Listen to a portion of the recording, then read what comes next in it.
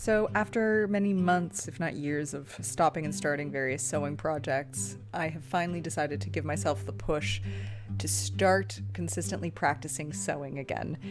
So follow along with me as I draft and sew a basic corset top from start to finish and see how that goes.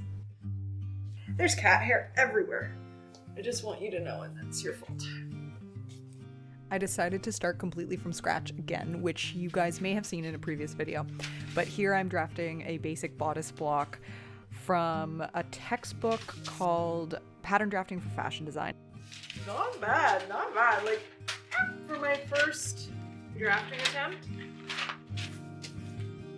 not bad. The last time I drafted a body block was from my costume technician's handbook, which was from university.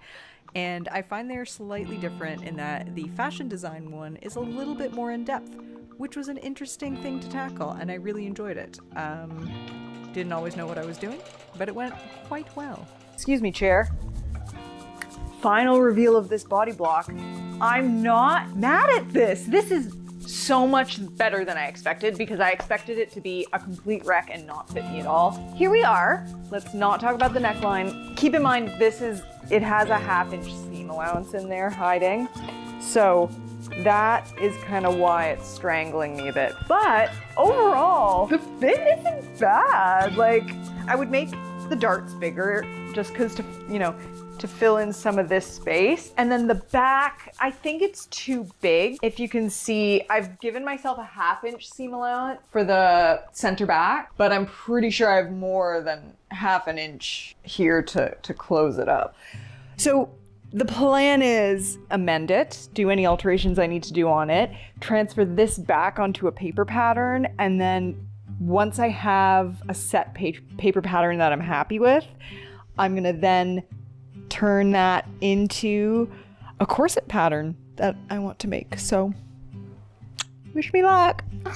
That was very millennial. Wish me luck. Once I had my bodice block drafted up, I marked out the changes I had to make. So I just used a marker because it's, it was the first draft. I didn't care if I had marker on it. I ended up taking in the back a bit and taking in the darts a bit, as I said. So that was a pretty easy fix. And then I transferred all of those changes onto paper again. And then from that paper draft, that's what I used to then draft a corset. I'm gonna make these into something beautiful. Ideally. Now I will admit I did feel lost a lot of the time. There's a lot of things that I just don't remember, and I don't remember what to ask, so I was flying blind a little bit, but it was helpful to have textbooks. I am very much an analog lover, and I do not have ChatGPT, so I cannot ask it things, nor do I want to. I know it's very helpful, so no slandering chat. But I did just do it the old-fashioned way, and there were bumps along the way. I looked between my two textbooks, I found a pattern that I liked, and through reading, I figured out kind of how to amend my bodice block into the silhouette that I wanted. I will say the biggest problem that I had was understanding dart distribution and how to deal with darts when you cut them away. I still have trouble with that. Like, this pattern that I found in this textbook was really helpful with drafting out darts, but you'll see there's like scribbles on there because I got so lost, and I'll have to do it again to truly learn how to redistribute darts when you're cutting away extra fabric. But it's good to practice. So this is practice number 1. Excited for my next project where practice number 2 will occur. Kind of fits so well. The paper fits. Now you just put it all together and see if it works. Okay, I'm gonna be so honest. It's been like 2 hours. I read my book for a bit, and then I went for a walk. And I walked 8 kilometers, and I did 10,200 steps. So now we're back to a familiar point. I redrafted, so I took my basic bodice block, I drafted it into a corset top pattern that I liked based on what my textbook instructed me to do, and now I'm putting it back on some practice fabric so that I can cut out a mock-up, try on the mock-up, and then mark any changes that I need to make to then put back on the paper pattern to then cut out of the fashion fabric, you know? Which I really enjoyed the repetition of it all because it is a good practice in basically just tracing and cutting and sewing. It's all good practice. This is very tedious in a lot of ways, but it's also more meditative than I remember it being. I think as an 18, 19-year-old, 20-year-old, I found it really frustrating to have to go through these steps because it felt boring. But to be honest now, as a almost 35-year-old, it feels very meditative and calming because it's just drawing and cutting, and I love using scissors. I used to cut holes out of my curtains when I was very little. Sorry, Mom.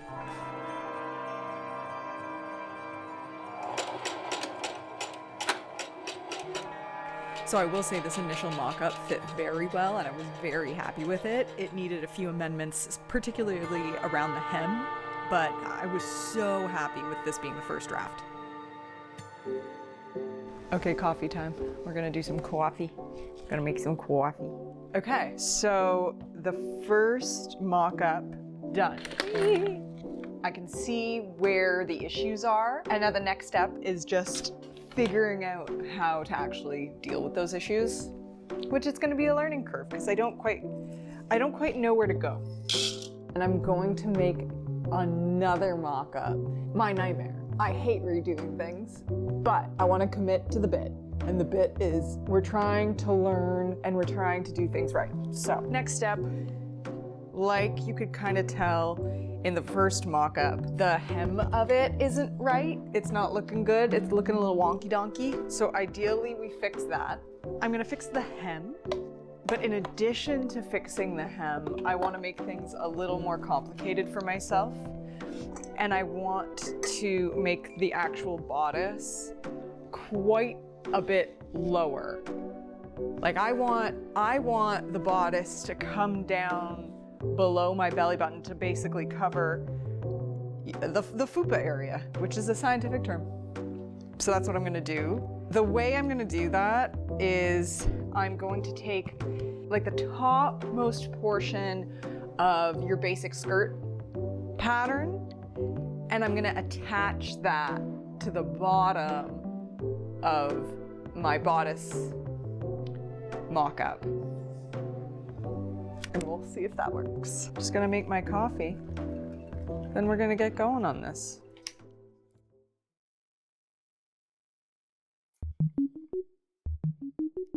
I think the biggest thing for me, and if anyone out there has some advice on this, I would greatly appreciate it, but taking the darts from a body block and redistributing that into a corset. I ended up just kind of eyeballing it.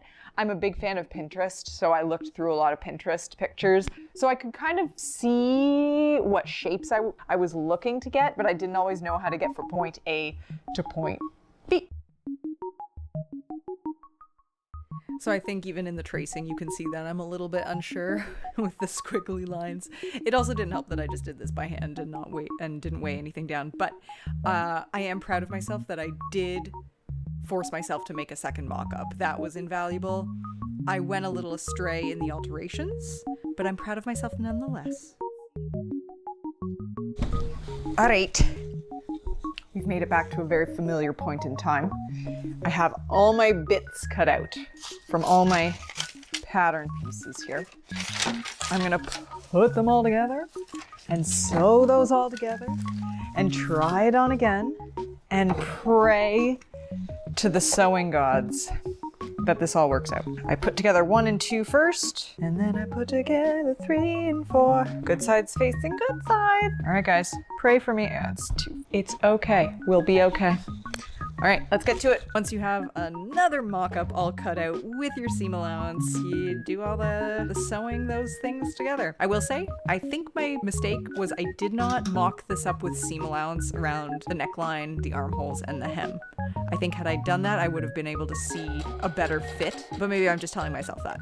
I'm trying to find excuses as to why the final project didn't fit as tightly as I wanted it to. From this mock-up, the biggest problem that I saw was there was some gaping in the armholes, and ironically, the page that I had been on in my textbook explained exactly how to take care of some gaping, which is what I'm doing here. I'm adding some paper to the pattern and sloping the armhole in the back less severely, so there's going to be less of a gape there. I also felt like I wanted to take in the darts a bit more, but I don't think I transferred it onto the paper pattern as clearly as I should have. Again, the darts made me a little bit loopy. But with those changes made, we are on to the actual fashion fabric, which is very exciting. Two things you have to take into account. One of them being with this fabric, there is a pattern on it, so you want to make sure that you're making cuts with all of the pattern facing the same direction, so you want to make your folds in the right place. But other than that, it is just repeating the steps of making a mock-up, which is placing down your paper patterns, cutting those things out, but include your seam allowance in all places this time.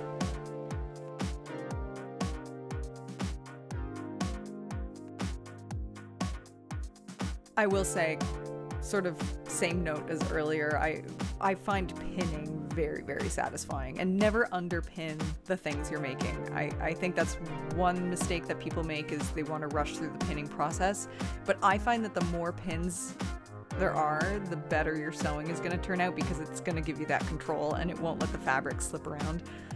So, you know, take some advice from this old girl. Pin.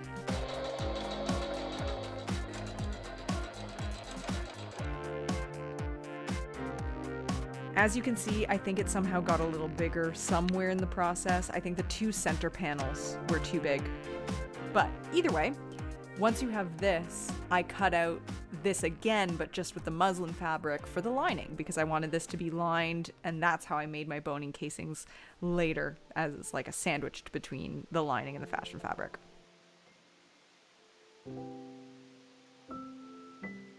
Once you have your lining cut out, then you just want to pin the top around the armholes, along the entire top, and then sew up that line, and that is sort of your first little attachment point. I did this at night. I pinned it all at night and then decided I was too tired. One piece of advice: never sew at night. You will make yourself angry. Something will break, something will go wrong, and then your night is ruined. Take the advice from me.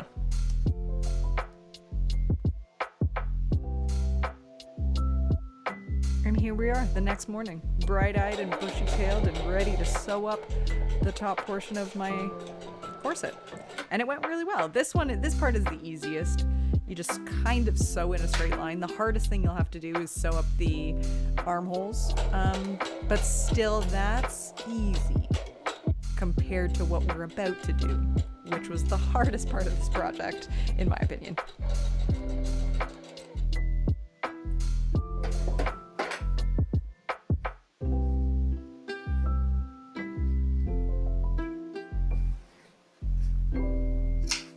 So I was going to show you my sourdough starter for the sourdough girlies out there, but I'm just going to leave that alone for now, because no one wants to see my sourdough starter.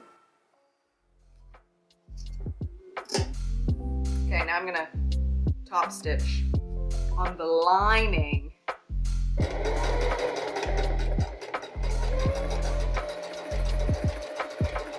Oh no, I've got like I got the littlest pucker. You know, I made a corset in university and I got an A/an A+, but I got a little bit of a docked mark because I had some puckering in a portion of the corset and my hand sewing wasn't very neat. But at that point I was getting annoyed. Now, I've top stitched down. Girl, sorry, look at how straight this, can you see? No. I'm not mad at my sewing job. Look at that. Look at that. Would you look at that?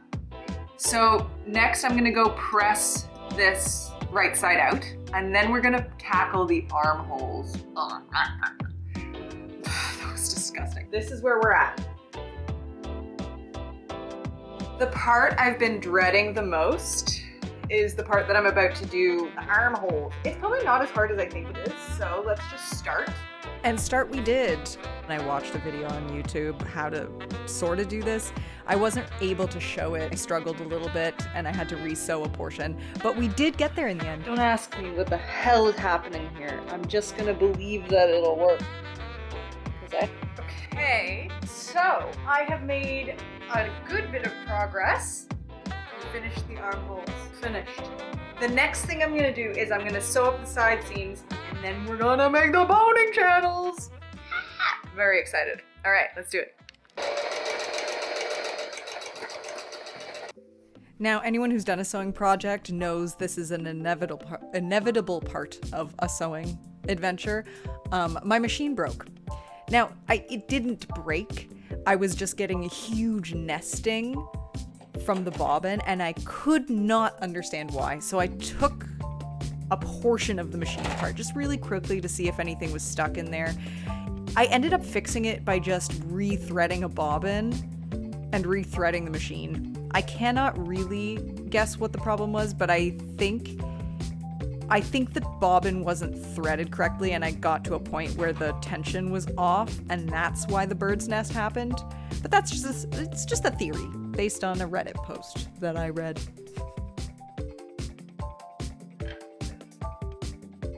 And then it was fixed. I don't know what I did, but I fixed it.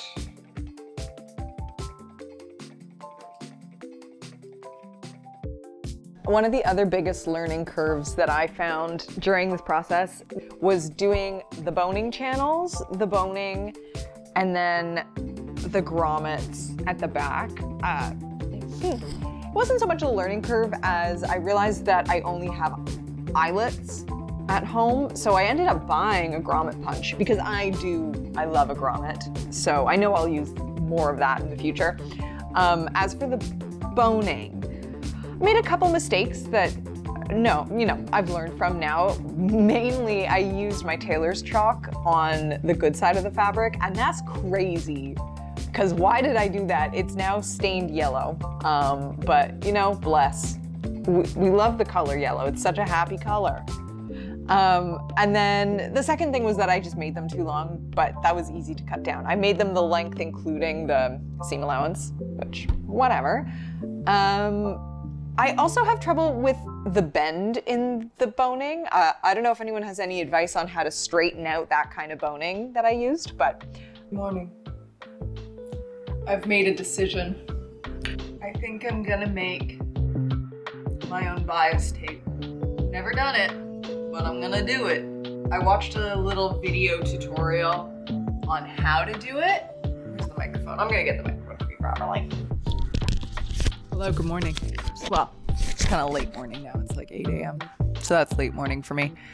I think I have made an executive decision.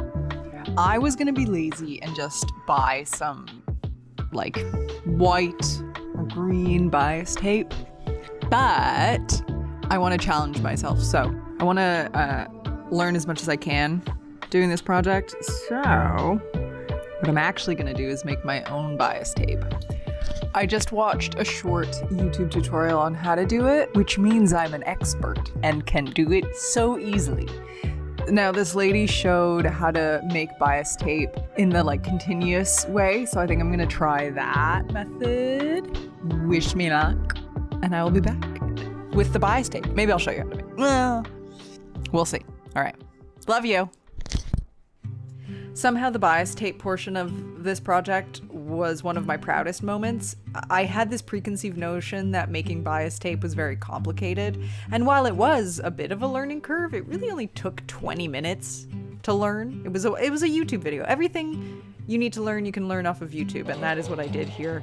And I love a bit of hand sewing, so I sewed on the front portion, folded it around to the back, and then hand sewed the rest of the the bias tape, bias binding to the bottom of the corset, which is basically the last step.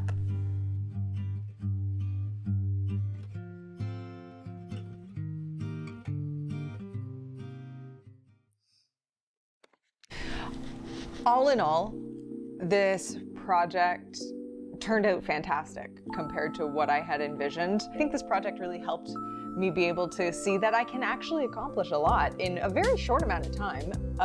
I made this in maybe 4 days, maybe not back-to-back days, but I made it so much quicker than I thought, and I made it so much better than I thought, even including the mistakes. It still turned out way more lovely than I thought. And yeah, without further ado, here's the final outfit. Enjoy.